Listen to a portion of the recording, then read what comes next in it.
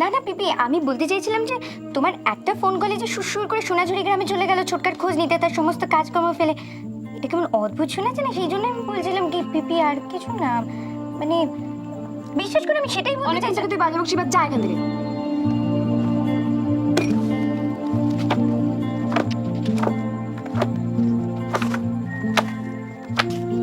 এটা অন্য কিছু নয় তো? যাচ্ছি যাচ্ছি যাচ্ছি।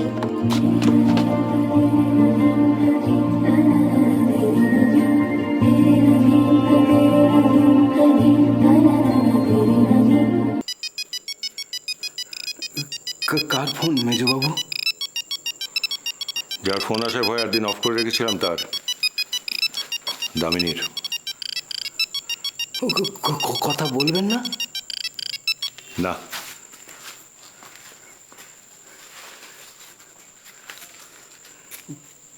ফোনটা কেটে দেওয়াটা কি ঠিক হলো মেজবাবু?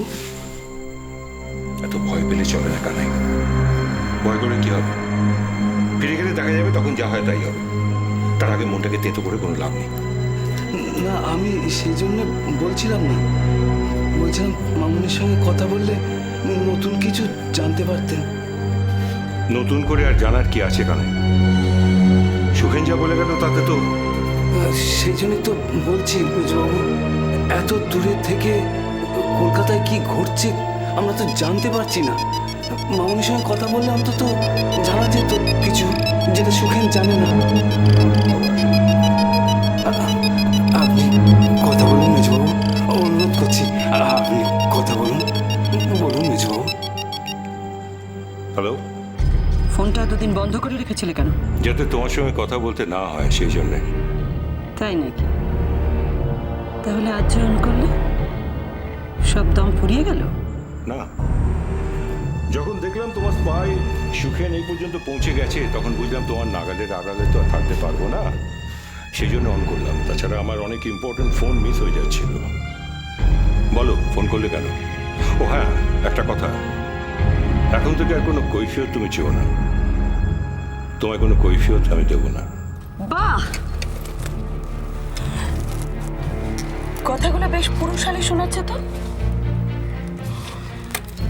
শোনো, কৈফিয়ত দেবে কি দেবে না সেই নিয়ে বোকার মতো ফোনে তো তর্ক করে কোনো লাভ নেই। কলকাতায় ফিরলেই বোঝা যাবে। আদৌ যদি ফিরি। তাই নাকি? শোনো, মোল্লা দৌড় মসজিদ অব্দি, সেটা আমি খুব ভালো করে জানি। আর মোল্লা যদি মসজিদের ঠিকানাটা ভুলে যায়, তা কি করে মনে করাতে হয় সেটাও আমি খুব ভালো করে জানি। তাই নাকি? ঠিক তাই। শোনো, ঝুমুরের আশীর্বাদের আগে রূপমকে নিয়ে তুমি এ বাড়িতে ফিরে আসবে। যদি না আসো, তাহলে তোমার কিন্তু একটা অন্য ধরনের অভিজ্ঞতা হবে। কিরকম শুনুন? জঙ্গলি জানোয়ারদের ফরেস্ট ডিপার্টমেন্টের লোকজন যখন এক জায়গা থেকে আরেক জায়গায় নিয়ে যায়, দেখেছো কোনোদিন? গুলি করে ঘুম পাড়িয়ে হাত পা বেঁধে একটা খাঁচার মধ্যে পুরে নিয়ে যায়। হ্যাঁ, রূপম তো নির্বোধ, আর কিচ্ছু জানে আসবে না। কিন্তু তুমি, তোমার জন্য কিন্তু এটা একটা অন্য ধরনের অভিজ্ঞতা হবে। কি বলো? শোনো দামিনী, তোমার সঙ্গে এতগুলো বছর যে কাটাতে পেরেছে, তোমার সংস্পর্শে থেকেছে, তাকে ভয় দেখিয়ে কোনো লাভ নেই। সাগরে পেতেছি শয্যা, শিশিরে কি ভয়।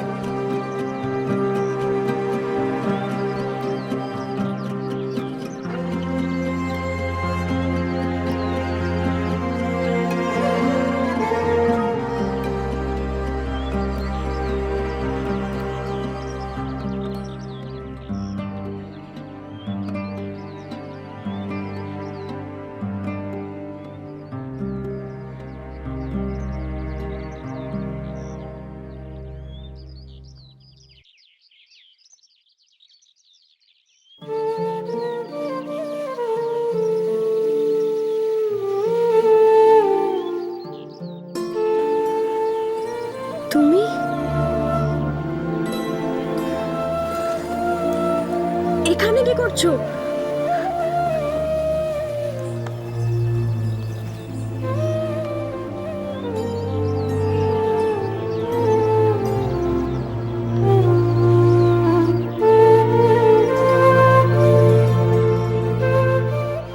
আমার ছবি?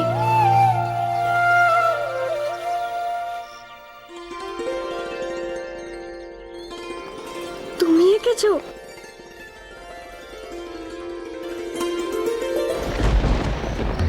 শুনছো, এটা আমাকে বাবা। দুর্গা, এদিকে এসো।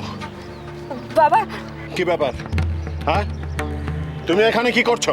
বাবা, এই ছবিটাও আমার জন্য এঁকেছে। এটা দিতেও এখানে দেখো বাবা, কি সুন্দর এঁকেছে দেখো।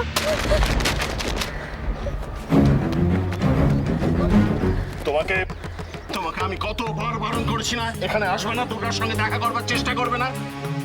আমার এখানে আসতে ইচ্ছে করছিল, আমি কিছু করিনি, আমি ছবিটা দিতে এসেছিলাম। যাও যাও, বেরিয়ে যাও, যাও। শুনছো, ও প্রথমবার এই বাড়িতে এলো। তুমি চুপ করো, যাও মেয়েকে নিয়ে ভেতরে যাও। আর এই যে তোমাকে একটা কথা বলে দিচ্ছি, এখানে কখনো আসবার চেষ্টা করবে না। তুমি ভদ্রলোকের ছেলে না? হ্যাঁ, ওকে কি কি বলবো, কিছুই তো যাও, এখান থেকে যাও। আর কখনো যদি তোমাকে এখানে দেখি তাহলে কিন্তু আমাকে অন্য ব্যবস্থা নিতে হবে। যাও, বেরো বেরো, এক্ষুনি বেরো বলছি, যাও।